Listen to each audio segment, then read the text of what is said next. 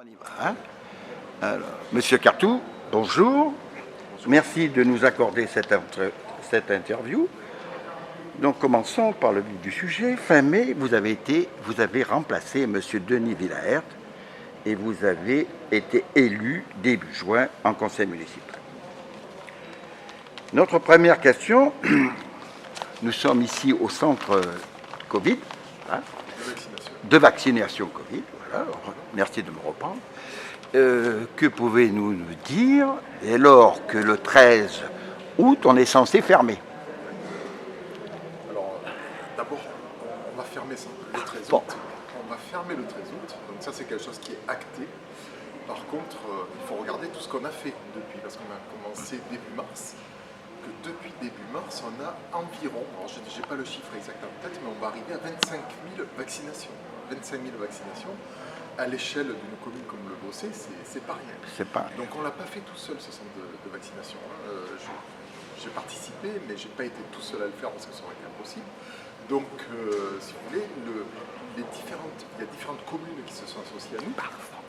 Ces communes-là, donc ce sont toutes les communes voisines, donc le Castellet, la Cadière, Évenos, Signes, Bandol, Saint-Cyr, qui sont venus nous prêter main forte, tant sur le plan matériel, donc ils nous ont prêté du matériel, que sur le plan ressources humaines, où ils nous ont apporté des volontaires. Donc si vous voulez, il y a des postes, un poste que l'on ne maîtrise pas et qui est maîtrisé par l'ARS et piloté par l'ARS, c'est le poste des soignants. Mais ce n'est pas exactement l'ARS, c'est la CTPS. Bon, je ne me rappelle plus exactement ce que ça veut dire, mais c'est tous ceux qui gèrent le personnel soignant, c'est-à-dire médecins et infirmiers. Donc ça, moi, je le laisse à part parce que c'est absolument pas moi qui m'en suis occupé. Après, il y a toute la gestion des volontaires, parce qu'on a des volontaires bénévoles, ça il faut bien le rappeler, ce sont des bénévoles qui sont venus travailler dans ce centre de vaccination, à raison à peu près de 10 bénévoles, à minima 10 bénévoles par demi-journée. Donc vous imaginez le volant que ça fait depuis le 19 mars qu'on est ouvert, donc le volant de bénévoles que ça a demandé, et donc qui consistait en accueillir les gens, les orienter en fonction des premières injections, deuxième injection, etc., en fait, de l'organisation qu'on avait mis en place. Donc les accueillir, les guider et les faire la surveillance post-vaccinale que nous a demandé de mettre en place l'ARS. Donc tout ça avec donc, des compétences, secourisme, etc. Donc tout ça, on pense qu'on a rempli notre mission, puisqu'on a quand même eu, comme je vous dis, près de, on va atteindre à peu près les 25 000 vaccinés au 13 août, date à laquelle on a choisi de fermer.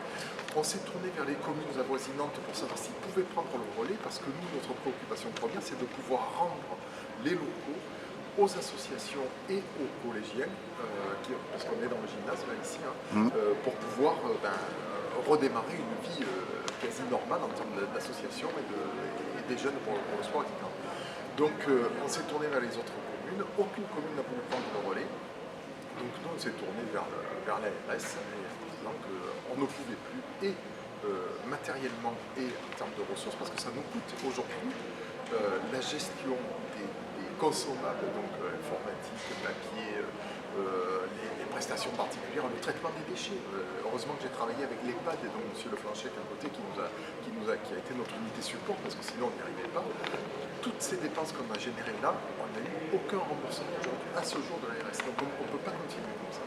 Alors, on ne peut pas, à l'aspect sur l'aspect financier et sur l'aspect ressources humaines et logistique. On ne peut pas. Donc on a décidé d'arrêter le 13, on n'a pris personne en retraite, on l'a annoncé largement à l'avance. Donc on continue à vacciner, là on est à 400 vaccinations au jour, on continue à ce rythme-là, 400 vaccinations au jour à peu près. Et donc les gens qui viennent pour une deuxième injection, ça y est, c'est fait, et ceux qui seront une première injection, ils devront trouver une deuxième injection ailleurs dans un autre centre. Voilà. Mais c'est une réussite, le centre. Je pense qu'il faut qu'on insiste bien là-dessus, c'est une vraie réussite. Et si on parle pour nous, les Bossétans, n'auriez pas vous prévoir, mettons, comme je vous disais, aux locaux de Saint-Exupéry? On a réfléchi à une alternative possible, c'est-à-dire est-ce qu'on ne pourrait pas réduire la structure, n'accueillir plus que une partie bien inférieure à ce qu'on accueille aujourd'hui en vaccination. Et en fait, les prospectives que l'on a fait, etc., nous ont montré que ce n'était pas forcément pertinent. Sur le Bossé, les gens ont été vaccinés. Pratiquement. Il en reste peu qui ne sont pas vaccinés. Donc, mais on parle quand même de vacciner les enfants. Donc pour la rentrée, pour qu'ils puissent rentrer. Alors là, j'espère qu'après la démarche, Là, la stratégie vaccinale mise en place par le gouvernement va aussi évoluer. Les médecins peuvent vacciner, les pharmaciens, etc. Enfin, les autoprofessions, etc. Et je pense qu'on va pouvoir prendre un relais comme ça et ne plus avoir besoin de centres de vaccination comme on a fait aujourd'hui, parce qu'on a absorbé quand même une part importante des personnes à vacciner. Très bien, merci déjà pour cette question.